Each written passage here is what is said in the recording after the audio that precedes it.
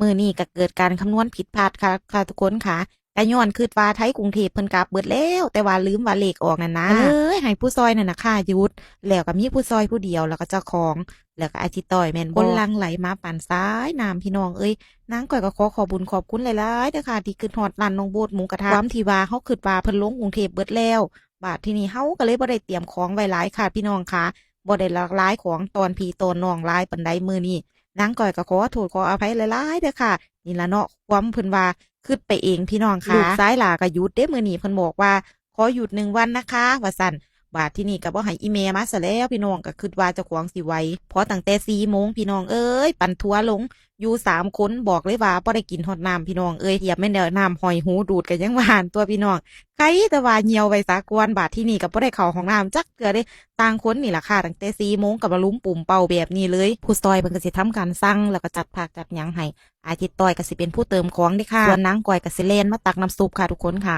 ก็ย้อนว่าบ่อยากให้ลูกค้าท่าลูกค้าคอยเนาะเพิ่นมาเพิ่นก็สิฟ้าวตักเอาแล้วเฮาก็ใส่ถุงแล้วก็มัดแล้วก็จ่ายเงินแบบนี้แหมค่ะบางคนเพิ่นก็มีลูกน้อยลูกหยังมาเนาะลูกเพิ่นก็สิให้เฮาก็ฟ้าวก็ฟังน้ำลูกค้าพุ่นเด้ค่ะฟ้าวหลายก็ย้อนว่าอยู่3 คนเนาะพี่น้องบ่ว่างจักคนก็ยังว่าบ่ เป็นวุ้นซอกวุ้นเส้นข้าวโพดฮงเฮ็ดแทบสิบ่ได้เติมเลยค่ะทุกคนค่ะลูกค้าโจนว่าได้ถามเอาพุ่นละปีใหม่จัก20 มื้อได้บ่ฉันมักบรรยากาศแบบนี้บักคักพี่น้องเอ้ยนางก้อยขอขอบบุญขอบคุณหลายๆเด้อค่ะเริ่มมาตั้งแต่พุ่นละวันที่28 ธันวาจนกระทั่งว่ามื้อนี้ค่ะลูกค้าก็อุ่นหนาฝาคังคือเก่าเอาเป็นว่าคลิปที่สิเว้าเรื่องร้านหมูกระทะเดี๋ยวนางก้อยสิมาต่อให้เด้อค่ะช่วงนี้บ่ทันได้เรียบเรียงคำเว้าย้อนว่า บนทันได้ว่างเด้อค่ะอย่าลืมนางก้อยเด้อฝากติดตามเพจหน่อยๆของนางก้อยนี่เด้อค่ะทุกคนค่ะ